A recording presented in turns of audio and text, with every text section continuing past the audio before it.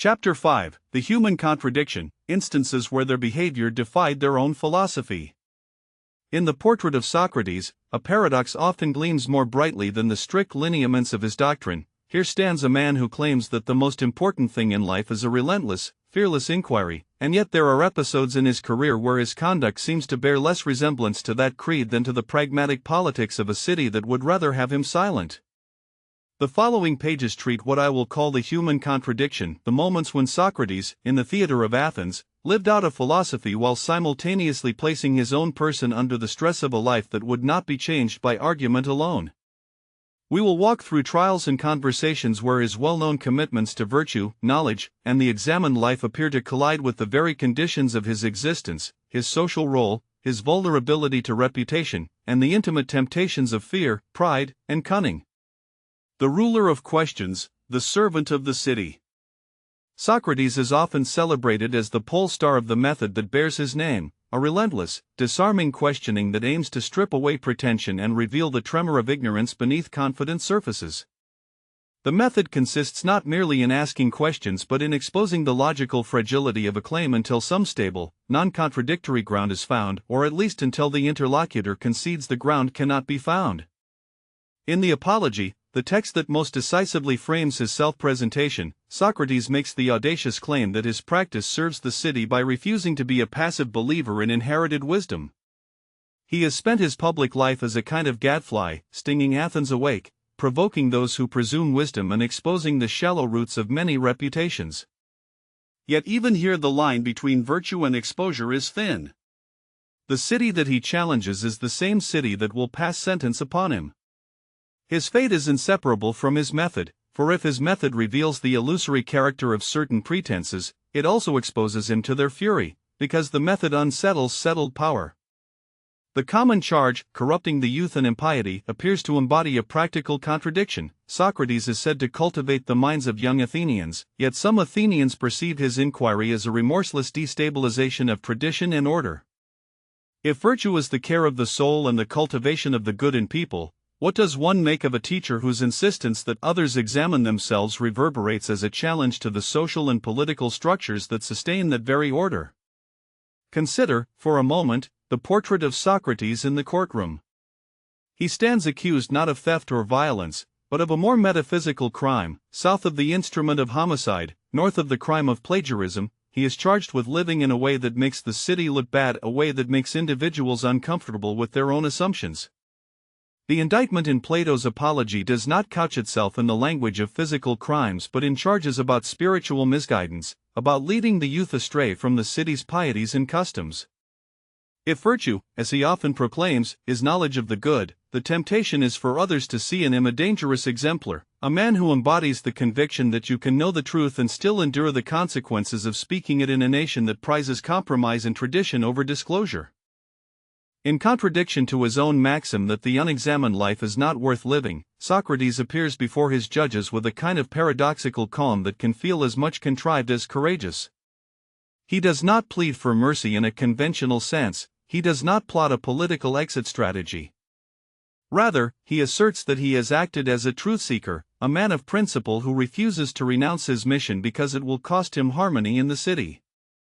The tension between self-affirmation and civic exposure reveals a human dimension that his philosophical posture can never entirely erase, a person who finds his identity in the very act of asking questions now faced with a verdict that will extinguish his physical possibility of asking questions in that city again. The Apology and the Paradox of Moral Certainty. In the Apology, Socrates offers perhaps his most explicit articulation of the paradox. He claims to be guided by something like an inner witness, a daimonion, that forbids him to take certain courses even when they appear prudent or safe. He insists that he is, in his own way, obedient to a rational order that transcends public opinion. Yet the certainty he displays in front of the judges, the confident insistence that his accusers do not understand him, that he has done Athens a service, and that he cannot rightly alter his course reads as a man who has found a ground of assurance that the city cannot shake, and who then meets the city with a form of moral stubbornness that strains against the typical expectations of political compromise. One may read Socrates here as presenting two incompatible goods, the good of the soul's education, the perpetual questioning and exposure of ignorance, and the good of political survival, remaining in the city to guide it. He chooses, in effect, to living in the tension rather than abandoning the responsibility to teach.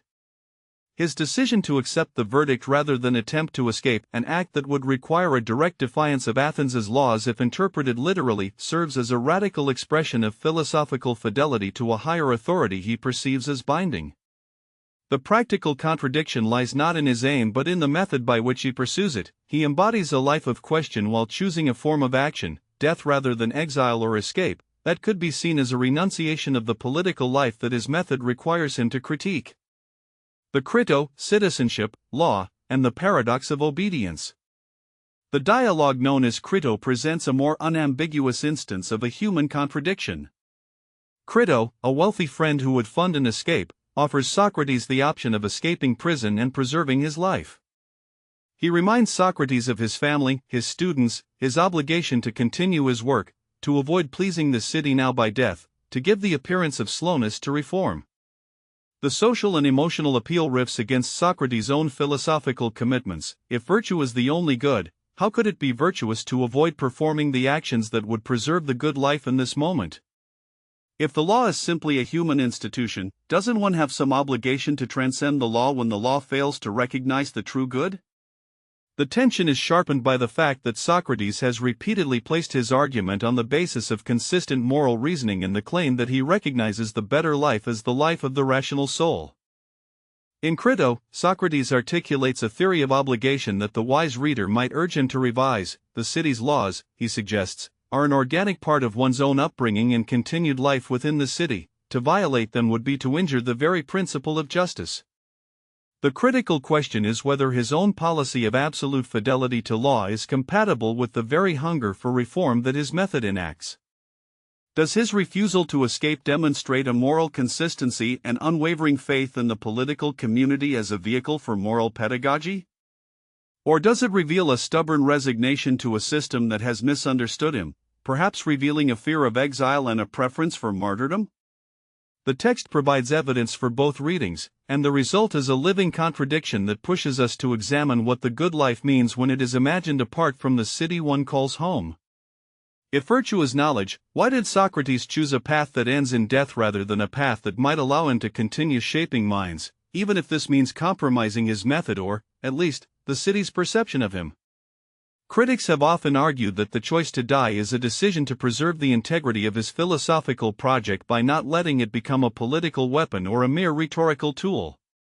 Yet friends and critics alike may ask whether it is not also an escape from the obligation to influence political life in Athens as long as one can remain alive and free to speak. The moral calculus becomes almost a philosophical puzzle. Is it more virtuous to continue the work by living under a system that would condemn you, or to withdraw in an act of protest that symbolically undercuts the same system? The inner voice, daimonian and rational certainty. Socrates' insistence on a guiding inner voice is often cited as evidence of his extraordinary unity of spirit.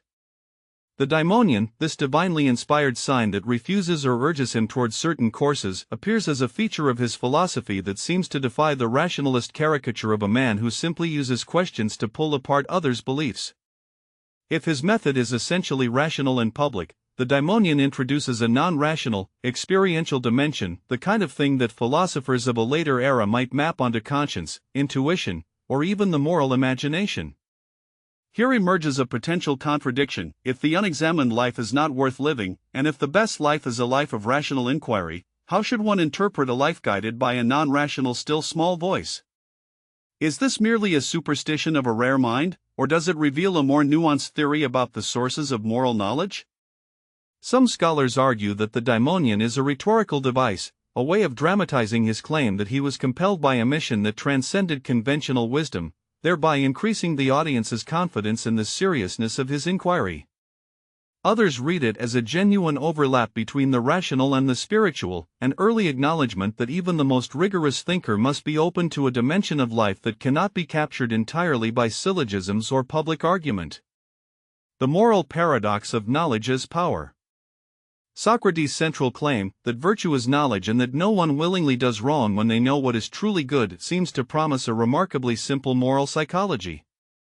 If only people knew what was right, they would do it. Ignorance is the source of wrongdoing, not malicious intention or wrong desire. Yet the practical life of Socrates, as portrayed by his interlocutors and his accusers, includes moments that appear to undermine the neat thesis. He wields epistemic authority by exposing the ignorance of others. He becomes, in effect, the most diligent teacher of virtue by subjecting his fellow citizens to ceaseless cross-examination. But his method is not merely a universal antidote to vice, it is also a tool that can destabilize, irritate, and even threaten the social peace. The contradiction here is of a psychological and political kind. Does knowledge of the good guarantee virtuous action, or can one know the good and still be complicit in a larger social process that seems to sustain injustice? Socrates' ultimate assassination suggests that knowledge of the good, at least in his case, does not deliver happiness, social acceptance, or survival in a polity that feels its own authority endangered by a man who refuses to concede easily the claims of tradition. The very durability of his philosophy depends on a certain stubbornness to endure consequences, yet the city's survival depends on a social order that cannot tolerate his method if it continues to erode the consensus around what counts as wisdom and piety. Alcibiades, Critias, and the paradox of influence.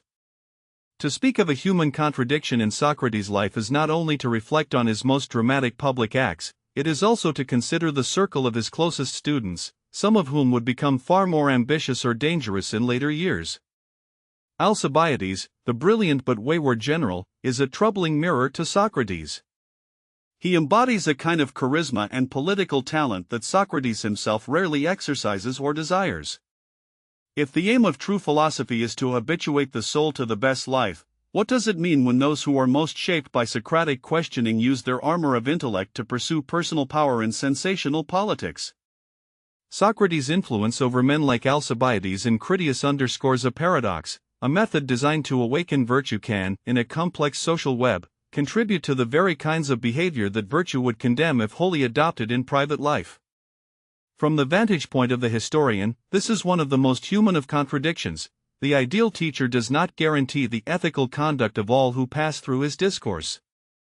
The fact that some of his pupils become prominent in modes of life that Socrates would deem dangerous or morally compromised does not refute his method. Rather, it lays bare the hard truth that education, even when morally rigorous, must negotiate the unpredictable nature of desire, ambition, and the social temptations of political power. The contradiction here is not merely that his apprentices do wrong, it is that the method that aims to cultivate virtue can coexist with its motivational energy flowing into misdeeds, even if those deeds are not the direct consequence of the teacher's will. The ethics of dying well, a final contradiction is pedagogy. There is a final, perhaps most telling, way in which Socrates' life defies a simple reconciliation with his philosophy: the manner in which he dies. The death sentence is not a trivial event, it is the ultimate public demonstration of a life lived by a doctrine that cannot be turned aside by the ordinary means of persuasion. If virtue is knowledge, then Socrates' willingness to submit to the sentence, the acceptance of the penalty with the serenity he expresses in the Phaedo and other sources, can be read as the apex of his ethical stance. He honors the law as a part of the city's matter, even when the law robs him of the opportunity to continue the critical work he has carried out. Yet this same act could be taken as the ultimate contradiction. By embracing death, he ends the possibility of further reformation through dialectic. He thus dies with a form of certainty that his method can neither be fully tested nor demonstrated in the living city. The paradox is sharpened by the very human impulse towards self-preservation that must have tugged at him even as he professed that the soul's life is higher than the body's ease. In Xenophon's Memorabilia, we glimpse a Socrates who is keenly aware of the social consequences of dissent and who remains, perhaps, more prudent than his public image would permit. He seems to mourn the possibility that a life of dialogue might end in a tomb, and yet he does not retract the core claim that the examined life is worth living precisely because it is the life of truth-telling. The contradiction is not that he undermines his own philosophy by his choices, it is that his choices reveal the fragile, human texture of any philosophy that claims universality for a life lived in perpetual questioning. The Clouds and the Protean Portrait of a Thinker. The literary and theatrical accounts of Socrates, the comic satire of Aristophanes, the dramatic philosophy of Plato, and the more pragmatic portraits of Xenophon present a Protean figure. Each author highlights a different facet of the same man, a man whose philosophy is not a fixed sculpture but a living discourse that interacts with the shifting pressures of public life. To insist that Socrates never contradicted his own philosophy would be to flatten a life that thrived on the friction between principle and circumstance. The contradictions are not mere flaws, they are the dynamic tensions that give the Socratic method its energy and its risk. Aristophanes, in his Clouds, paints a Socrates who is an object of gentle mockery, a man whose method seems to transmute the ordinary concerns of the polis into a kind of play of ideas that can seem to threaten the city's order. Plato, writing as a disciple who feels the weight of his master's absence, presents Socrates as a model of integrity and courage, a man who does not bend to the crowd, who insists on the primacy of moral reasoning, even in the face of death. Xenophon, often more practical and less metaphysical, offers portraits that emphasize Socrates' social flexibility, his willingness to debate with a broad circle of Athenians, his ability to adapt his questions to the context at hand. The result is a composite, not a counterfeit. It is a portrait of a thinker whose life continually contradicts the fantasies of those who would claim philosophy as a purely abstract discipline free from the messiness of human existence. The moral of the contradiction. What, then, is the moral to be drawn from these instances of human contradiction? It is not that Socrates mistook his own philosophy for a flawless system, nor that he lived in a perpetual state of hypocrisy. Rather, the contradictions illuminate the very engine of philosophical living. To think intensely about what is right is to live amid the unresolved questions that haunt every human being. The Socratic method asks for humility before the truth, and for the boldness to hazard one's own life and reputation in its pursuit. The contradictions show us that a life devoted to philosophy is not a pristine laboratory, where ideas float freely without cost, but a field of tested commitments where intellect, courage, fear, pride, and love of truth collide in real time. To readers seeking a neat, airtight harmony between a philosopher's creed and a philosopher's conduct, the story of Socrates might seem disappointing. But the value lies not in moral perfection but in the sustained tension between means and ends, between the demand for reason and the fallible, human susceptibility to fear and hope. The Socratic paradox, living with the knowledge that you know nothing while insisting that a life of inquiry is the highest good, invites us to adopt a posture of lifelong negotiation rather than a final, absolute settlement. A living method, a living contradiction. If we return to the core claim of the book, the portrait of a philosopher who embodies the Socratic method, these episodes of contradiction should be seen not as failures of the method but as its most faithful manifestation. The method is not a closed system whose validity rests on the smooth alignment of every private act with a public principle.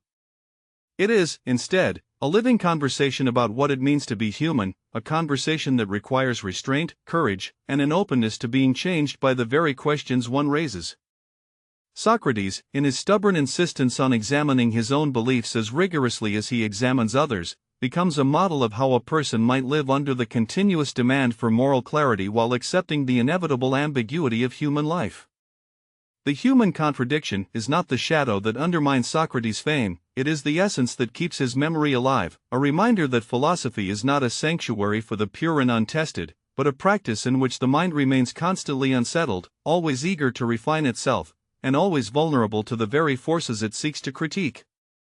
If one must choose a single image to capture the truth of this man, perhaps it is this: a person standing at the edge of a field of questions, not far from the marketplace of Athens, listening to the inner voice, asking a question that will disturb the crowd, and choosing to remain there, part insider, part outsider, holding the line between truth and the life that must persist, even when truth costs him everything he has. Epitaphs and interpretive echoes. In the end, the life of Socrates is best understood not as a simple narrative of philosophical triumph but as an ongoing dialogue about how a person ought to live in a world where ideas matter deeply and where public consequences can be severe. The human contradiction, the repeated defiance of his philosophy by his own behavior, becomes not a stain on his memory but a sign of the method's vitality. The very fact that a man of such disciplined inquiry could also be a man of such palpable human frailty gives the philosophy its living texture. If we read him as a paragon of consistency, we miss the point.